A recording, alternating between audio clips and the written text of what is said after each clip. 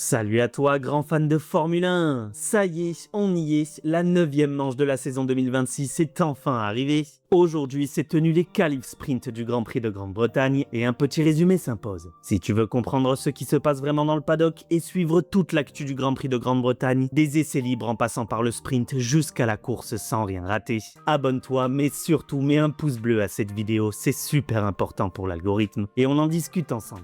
Format sprint oblige, le Grand Prix de Grande-Bretagne va déjà livrer un premier vrai verdict sur la hiérarchie du week-end. Les qualifs sprint arrivent dès cet après-midi à Silverstone et le défi s'annonce particulièrement délicat. La piste semble très exigeante sur la gestion de l'énergie, avec des chronos encore à près de 5 secondes de la pole position de l'an dernier. Dans ce contexte, Ferrari et Mercedes semblent les mieux armés après l'unique séance d'essais libres. Lewis Hamilton a signé le meilleur temps devant Kimi Antonelli, tandis que Charles Leclerc et George Russell le suivaient un peu plus loin. Mais surtout, les deux équipes ont affiché une marge assez nette sur les McLaren et les Red Bull, au moins sur les simulations rapides de cette séance. Reste maintenant à voir si cette tendance se confirme quand la piste va monter en intensité. Ferrari arrive avec un signal fort, Mercedes reste très solide, et le duel entre Lewis Hamilton, Kimi Antonelli, Charles Leclerc et George Russell peut déjà donner le ton du week-end. Mais à Silverstone, avec le vent, les limites de piste et la gestion d'énergie, une petite erreur peut très vite coûter plusieurs places. Derrière les 4 équipes de pointe, Audi et Racing Bull ont montré de belles choses et peuvent clairement viser une place dans le top 10. Mais pour marquer en sprint, il faudra aller plus loin, puisque seuls les 8 premiers inscrivent des points. Si la logique est respectée devant, la fenêtre sera donc très étroite pour les outsiders, sauf incident, problème de fiabilité ou gros coup stratégique. Côté évolution, le week-end est moins chargé qu'en Autriche, mais il reste très important. McLaren arrive avec une livrée rendant hommage à Bruce McLaren, son fondateur, et apporte aussi de nouvelles écopes de frein avant ainsi que des bords de plancher revus. Red Bull modifie les ailettes sur la partie arrière de sa monoplace, tandis que Ferrari retouche l'arrière de sa SF26 pour optimiser le refroidissement.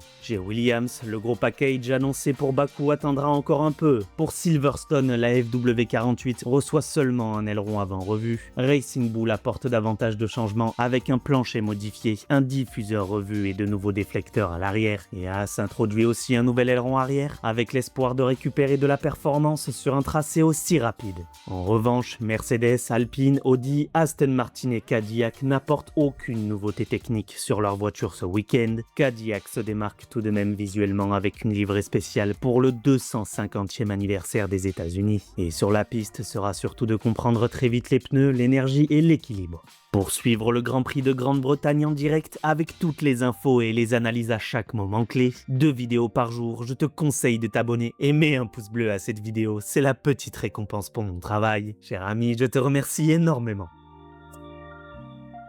La qualification sprint de Silverstone a démarré avec un petit décalage. Alors que la moitié du plateau prenait rapidement la piste, les McLaren et les Red Bull attendaient un peu avant de sortir. Kimi Antonelli a d'abord posé la première vraie référence en 1:29.818, mais les Ferrari ont immédiatement répondu avec Charles Leclerc, puis Lewis Hamilton en 1:29.582. Et très vite, la SQ1 a montré que la hiérarchie n'était pas aussi simple qu'attendu. Liam Lawson s'est placé 6e devant George Russell, avant qu'Isaac Adjar ne crée la surprise en prenant le meilleur temps en 1:29.470. À ce moment-là, Lando Norris et George Russell étaient seulement 8e et 9e, tandis qu'Oscar Piastri s'en sortait mieux avec le 3e temps. Dans la zone rouge, on retrouvait les Haas, les Cadillac et les Aston Martin. Pendant que Ferrari continuait à monter en puissance, Charles Leclerc a repris la tête avant d'être immédiatement battu par Hamilton. Et finalement, les Ferrari ont terminé la SQ1 aux 2 premières places. Preuve que la Scuderia n'était pas autant en difficulté qu'annoncé avant cette séance. Les éliminés de cette SQ1 sont Oliver Biermann, Esteban Ocon, Sergio Perez, Valtteri Bottas, Fernando Alonso. Et pour pas changer, Lance Stroll.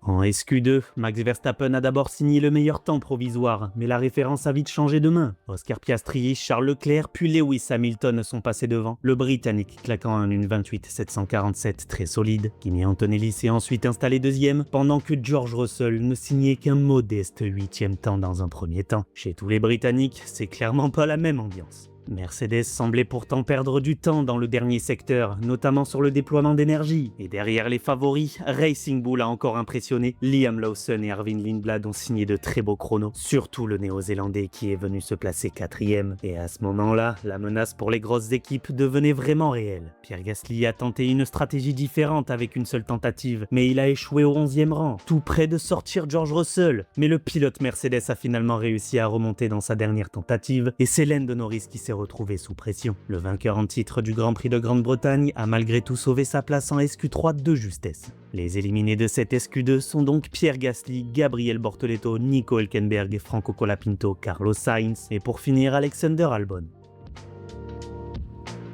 En SQ3, les pilotes pouvaient enfin chausser les gommes tendres après avoir roulé en médium jusque-là. Chez McLaren, les mécaniciens travaillaient encore autour de la roue avant droite de Norris. Le Britannique était touché au niveau de l'écope de frein. La McLaren devait donc composer avec une petite perte d'efficacité aérodynamique au pire moment de la séance. Personne ne s'est précipité au feu vert, tous les pilotes sont restés dans le garage, laissant clairement entendre qu'il n'y aurait qu'une seule tentative. Les monoplaces ont finalement pris la piste avec moins de 4 minutes restantes, transformant la fin de séance en un pur exercice de précision, sans marge pour corriger la moindre petite erreur. Kimi Antonelli a d'abord frappé très fort en 1.28.387, mais Lewis Hamilton a trouvé encore mieux dans les derniers instants. Pour seulement 11 petits millièmes, le Britannique s'offre la pole sprint à domicile et partira en tête de la course sprint. Derrière lui, Kimi Antonelli confirme l'excellente forme de Mercedes, tandis que Max Verstappen complète le top 3. Charles Leclerc partira 4e devant George Russell, Lando Norris, Oscar Piastri, Isaac Hadjar, Liam Lawson et Erwin Lindblad. Ferrari et Mercedes sont bien dans le match, Red Bull reste présent avec Verstappen, mais le gros coup de cette séance vient aussi des Racing Bulls, qui placent ces deux voitures dans le top 10 au terme d'une qualification sprint très solide.